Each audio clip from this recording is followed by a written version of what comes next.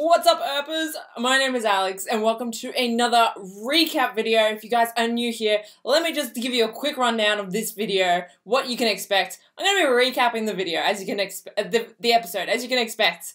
So if you guys haven't watched the episode, I recommend watching that first because there is going to be a whole lot of spoilers in this video. Also, I'm going to be talking about theories on possible upcoming episodes. So if you guys don't know what theories are, I'm just going to give my thoughts on what I think is going to happen based on what happened in this episode. Yeah, I think that's pretty much gonna cover what's gonna happen in this video. So please don't say, please give spoiler warnings because this is your spoiler warning. For future theories and for this present episode, this is your spoiler warning. Also, a quick shout out. My Tacos Are Tasty shirt just came in. It's the first Wynonna Earp recap video that I can make with this Tacos Are Tasty shirt. I like that the tacos ended up on my boobs. Was not planned, but it's a great, what's the word that I'm looking for?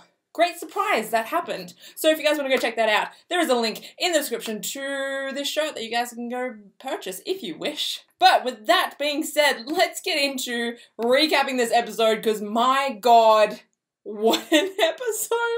I don't know how to process. Alright, let's move over so we can chuck up some images here. We start off with Wynonna and Waverly. So obviously they're talking about the revelation that Waverly brought up with Wynonna at the end of last season, which she brought up how she doesn't know if she's actually an Earp, let alone Wynonna's sister. And so they were sort of talking about an incident that happened with Willa, how she sort of sabotaged Waverly a lot when they were younger. She, I guess, tried to kill her at least a few times, right? They're on the ice. Waverly's telling Wynonna the story. Anyway, so Wynonna's confused, right? So she's like, I remember them bringing you home from the hospital, and I was the one that named you, right? I wanted to call you Waverly. They were gonna call you Welcome Earp. What a name, though. Can we talk about Welcome for a second? Why? Okay, but we get something really interesting at the start of the episode, which I didn't actually pick up on until I rewatched it because it sort of links back to the end of the episode. I don't know, how do I connect these without, because I'm going to be jumping all over the place because I picked up on a few things on my second rewatch. Okay, so okay. So Wynonna says that, their mum loved Waverly. Like, she doesn't understand. Their mum loved Waverly. Like, you're clearly a part of this family. Wynonna also says that their mum used to call Waverly, her angel.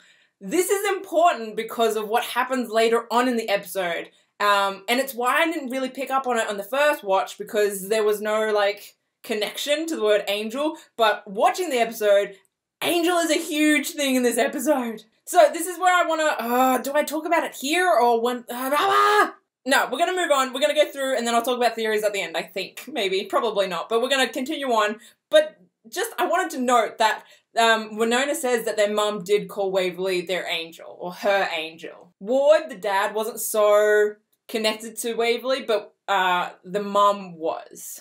Okay, next thing that I want to talk about is, Wynonna asks who pulled Waverly out of the ice at the end of it. And Waverly said, it was you, Wynonna. And Wynonna's like, I don't remember that. We do find out later on in the episode that it was actually Bobo that pulled her out of the ice.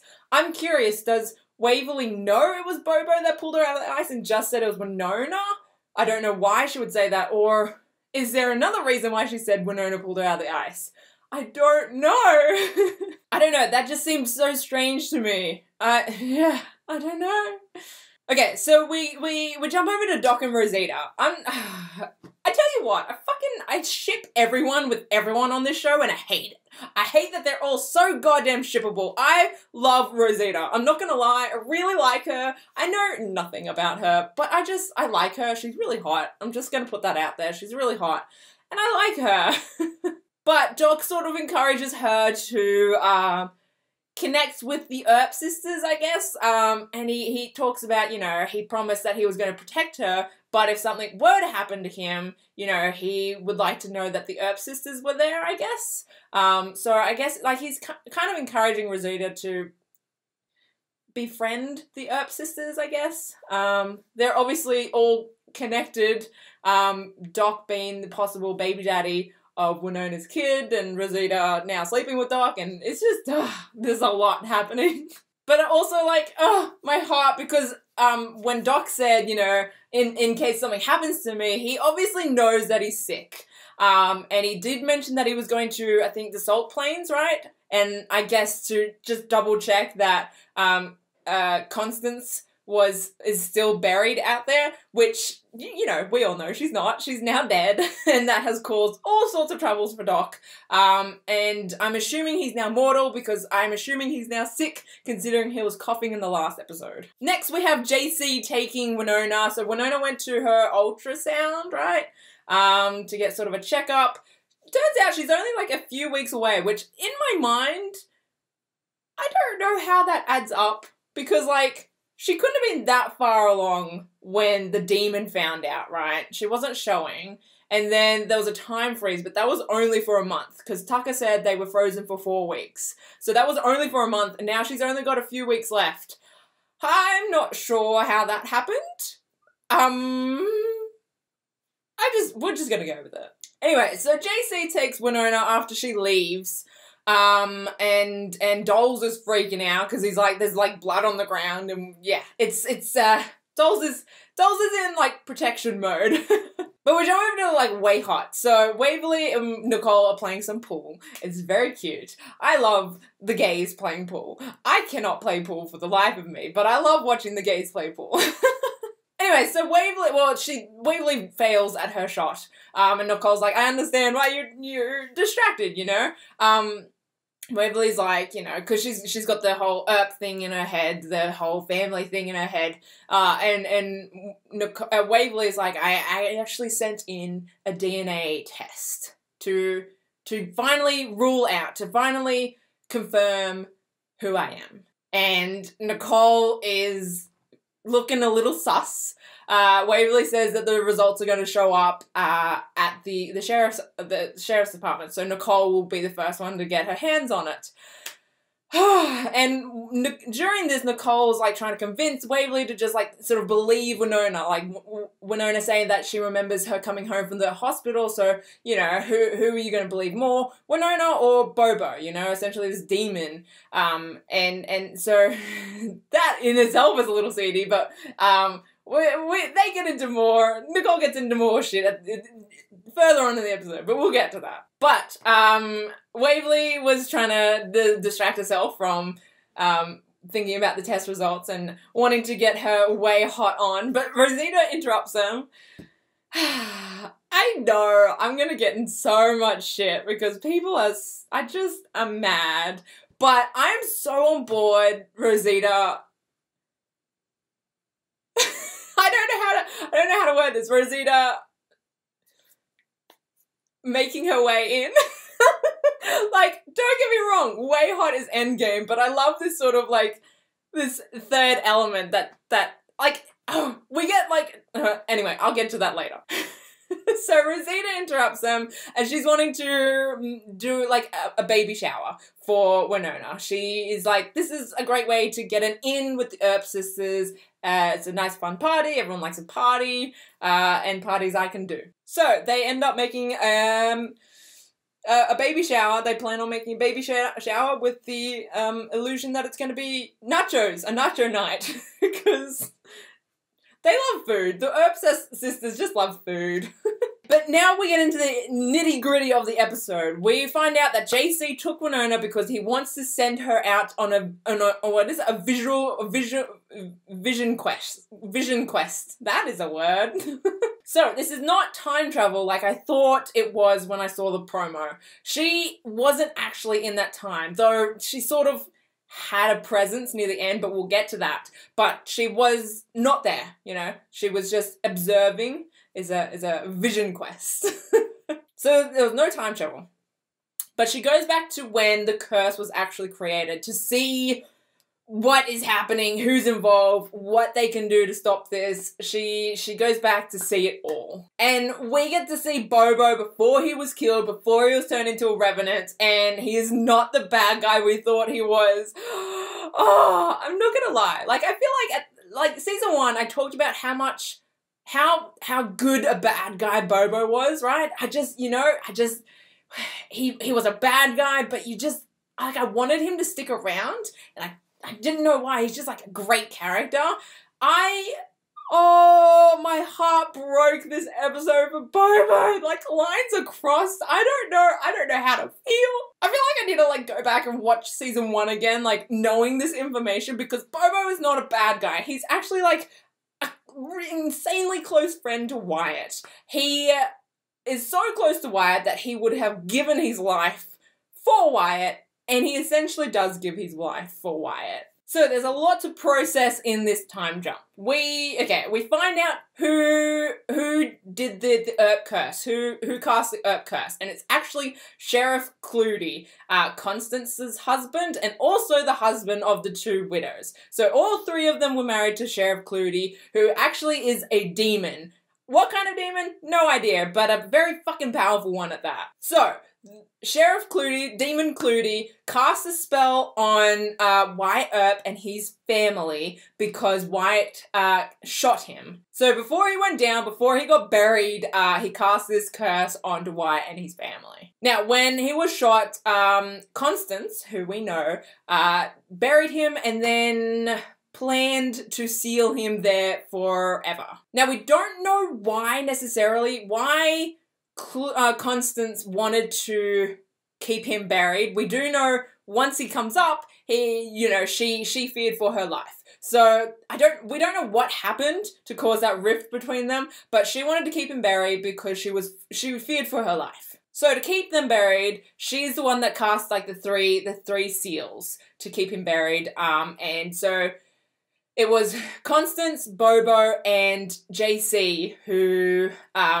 each had their own seal. They each hid their own seal, and they didn't tell each other. The widows have destroyed both Bobo's and JC's seal, and they have been trying to find, we find out, Constance's seal this episode. What we also find out is JC was given immortality, just like Doc, by Constance. So now that Constance is dead, JC in the present time is also dying. I believe, I'm guessing like back then he got a case of the gangrene, and now that he's mortal again, it's come back in full, as we see when Doles is talking to him. So he was granted immortality, but I don't know, I believe he wasn't granted the same immortality as Doc, because they seem to have different powers, different burdens, I guess.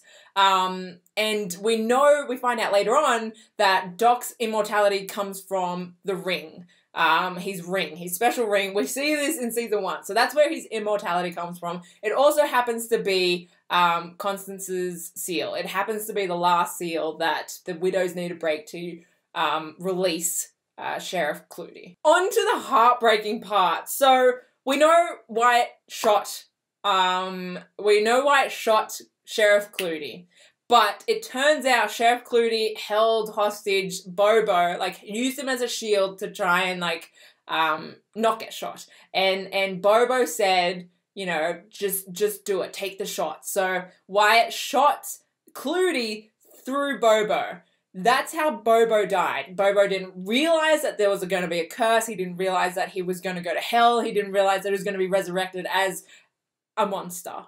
But he sacrificed himself because he was insanely loyal to Wyatt. I'm not entirely sure why so many people were so loyal to Wyatt, but he sacrificed himself for Wyatt. Honestly, it broke my heart when, like, Constance and Bobo was talking. I can't. We also get... okay, so when Constance and Bobo were talking, and she was talking about the curse, she did say, The curse is to all those killed by Peacemaker are destined for hell and to become revenants, right? So that gets me thinking, is the curse on just Wyatt? Because she says once Wyatt's dead, those killed by Peacemaker will resurrect as revenants. So is the curse just on Wyatt? Is it just on Peacemaker? Or is it on both? I ask this question because we do know there has been an additional, at least 2 more people that has been killed by Peacemaker since Wyatt's had it. Wynonna has killed both her dad and Willa via Peacemaker. This comes into play at the end of the episode. Do I talk about this now or at the end of the episode? I feel like I'll talk about it at the end of the episode.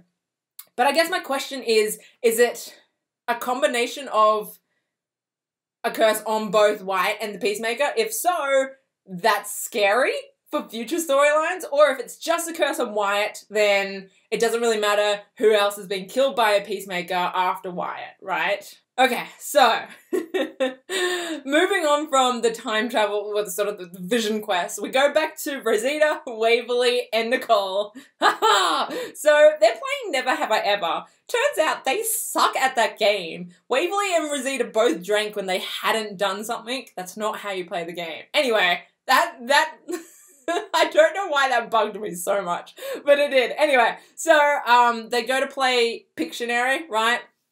They're drunk. Nicole's not so drunk, but Waverly and Rosita are drunk because they don't know how to play Never Have Ever. Anyway, so Waverly tries to find a pencil in her bag, but she picks up Nicole's bag and she finds a letter that's addressed to her in it. Oh God. Okay, so first of all, we might have got a glimpse at jealous Nicole. I'm so on board for jealous Nicole.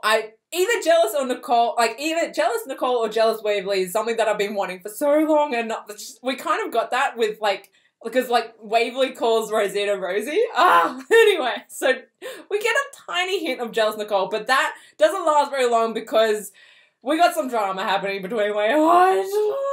Nicole has Waverly's test results. Not only does she have Waverly's test results and she hasn't told Waverly, she has opened and looked at Waverly's test results without asking permission. Oh, Nicole, why are you doing this? Nicole, I love you, babe, but that's dumb. She says that she did it because she wanted to protect Waverly and she loves her. I'm kind of mad that I couldn't enjoy the I love yous because Nicole used the I love you I don't know, to get herself out of this situation she got herself in. Nicole, why are you doing this to my heart? I'm so, I'm a bit mad at Nicole. I'm not gonna lie, it was a really dumb move. We know how, protective Nicole is, and we know that, it wasn't done maliciously, right? You know, she did it because she loves Waverly and she wants to protect Waverly. We know this, but even so, it's just, you don't do that, okay? There needs to be boundaries, okay? So, as you would expect, Waverly is pissed, and we end the episode with no resolution between Way Hot, so this is going to go on to next episode, and I don't know if I can handle these Way Hot angsty feels. It's a love-hate relationship I have with this angst. Alright, so, on to the last bits of this episode. We jump to Constance showing Bobo Doc in the well. She's telling him that Doc has the seal and he also has a ring of immortality. So if Bobo wants to live, he can get the ring and he can live himself, you know? She kind of gives him a couple options. So she's like, you can, save Doc, bring him up, get the ring for yourself, and then, reunite Doc and Wyatt together and everyone's happy. But I think, Constance is obviously playing on the fact that Bobo is feeling a little hurt that Wyatt, I guess, left him and even shot him, and then it has just gone off and try and find Doc. So Bobo's hurt by Wyatt's actions. So he gets In a moment of weakness, he says, he chooses not to save Doc and instead tries to just get Doc to give him the ring, tries to trick him into giving him the ring, saying that he promises he'll get him out if he does. Doc obviously doesn't want to give him the ring because he knows he's dying from tuberculosis, and so he's like, you know, I can either stay in this well until someone finds me and saves me, or give you the ring and, like, hope you save me, but I'm still gonna die anyway. So, like, I think everyone can understand why Doc didn't give him the ring. But Bobo he's not in a great place. I don't think any of us would be in a great place if we were in this situation. So yeah, it's just like, it's a lose-lose situation. Doc stays in the well, Bobo goes to hell. I did want to point out, I don't know what it is, but like, both when Constance like disappeared, both Bobo and Wynonna said neat trick at like the exact same time. And it could mean nothing. Like, it could just be, you know, it was a neat trick, you know, it could mean nothing, but it just, I don't know, it just seemed so eerie how in sync they were. I don't know what it means. This next scene though, chills. Like, every time I watch this scene, chills. I cannot. So we go over to Bobo is dying in the church again. Wynonna is there, and this time Bobo can actually see Wynonna. He can talk and they can interact, and they're having a conversation with Wynonna, and he mentions that he's seen her throughout his life. And she's like, I've been here for a while. I don't know how long this vision quest has gone on for, but it didn't seem like that long. Like, it all seemed like it went through in the one day, right? I don't know what that means. He's seen her his whole life, like glimpses of her. But he does think that, he sort of makes the conclusion that Wynonna is his angel.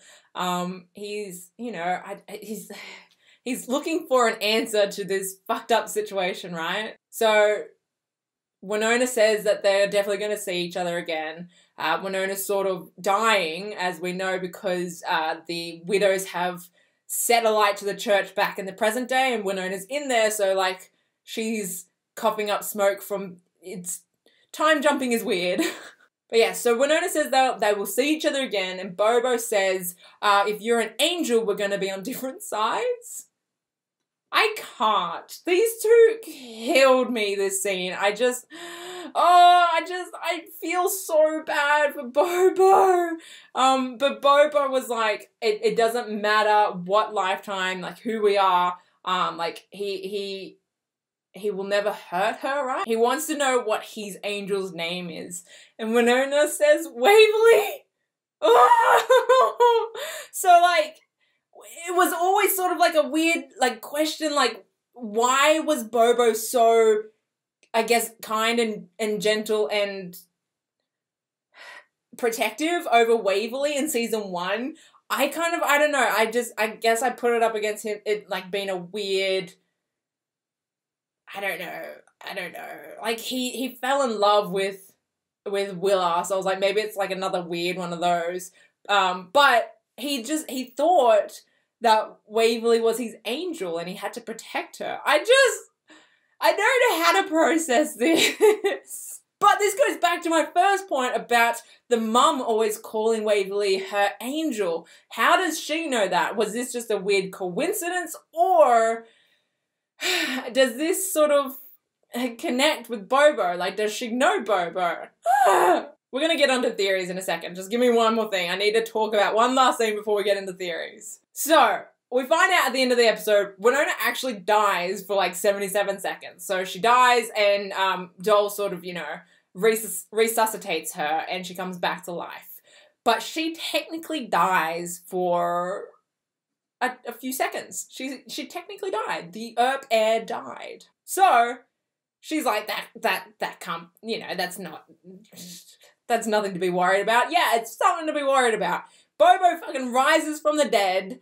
Wynonna is no longer the Earp heir. What? So I was a little confused because I was like, I thought it was like all the Earp heirs combined had to kill all the revenants. But it makes sense now, because I was like, one of the Earp heirs nearly killed them all, but it turns out one Earp heir has to kill all the revenants in their lifetime to break the curse. It makes way more sense now. I don't know why I thought it was the other way around. So we know Wynonna is not the Earp heir anymore because Bobo is back. He came back, which means Wynonna is no longer the heir. The heir has been moved on to someone else. Who is that someone else? Alright, let's talk about things that I needed to bring up. Bobo and the mum. Okay, let's talk about theories that I talked about last episode. I brought up the thought that the mum slept with someone, which means that Waverly and Wynonna would technically still be sisters, but Waverly would not be an Earp because the mum is not of the Earp bloodline. I think this theory is probably the strongest at this point. Yeah. For a second this week, I kind of was getting on board the theory that the baby Wynonna was carrying was Waverly and she goes back in time, but I think this episode sort of debunks that. One, Wynonna didn't actually time travel this episode, so it's not, at this point, possible to go back in time and give birth to Waverly and then jump back into this time period. Two, we don't actually get them saying it, but both the reactions of Waverly and Nicole indicate that the test results say that she is not genetically an Earp. So I think the theory that Waverly is Wynonna's baby is kind of debunked from this episode. I was kind of getting on board with it though. Yeah. Like Doc and Wynonna being Waverly's mom and dad. I was like, okay, I kind of see the appeal. But yeah, I think that's kind of debunked. I'm assuming right now the mum is still Waverly's mum. So she's still technically related to Wynonna. They both have the same mum but different dads. So that brings up the question, who is the dad? I think everything is always pointing to Bobo, and it just seems so obvious that it is Bobo that I don't want to say that it is. So since season 1, it was like, how does he know that she's not the heir? You know, why is he so protective of her?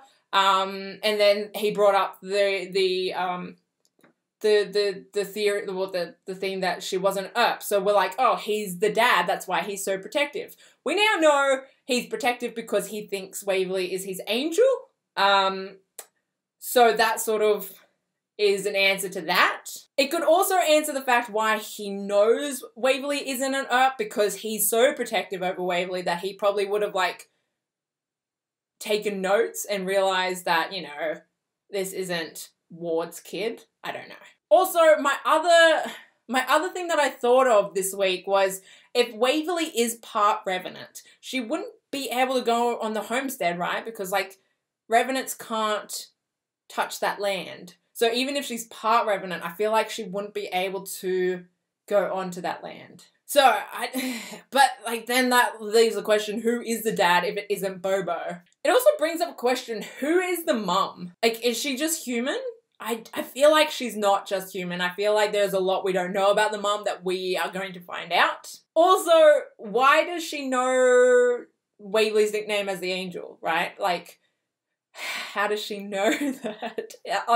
Are her and Bobo talking? I don't know. There's just too many questions. So next thing that I really don't have any answers to either is, who's the heir now? If Waverly is sort of confirmed that she's not an Earp, then she can't be the heir. And that sort of, I guess, leaves the only other person that could be the heir is Wynonna's kid? Maybe? And they won't come into power until they're 27, right? But there's also, it's just so trippy that Wynonna is no longer heir. Can she not use Peacemaker anymore? What's going to happen until this kid turns 27? Are we just going to jump 27 years? How do we have a Wynonna Earp show without Wynonna Earp being the Earp heir? What? There's just too many questions. Also, I brought up this point of, is just Wyatt cursed, or is both Wyatt and the Peacemaker cursed? Because Wynonna has killed her dad and Willow via Peacemaker, right? Now that she died, does that mean both her dad and Willa are going to be resurrected as revenants?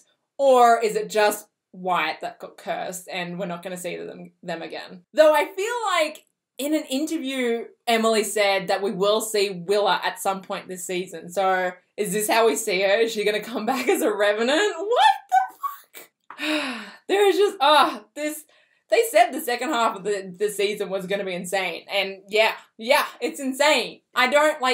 Where is this going? I don't know. I think that's my recap video. I hope I covered everything. I would like to know your thoughts on this episode. What are your thoughts? What are your theories?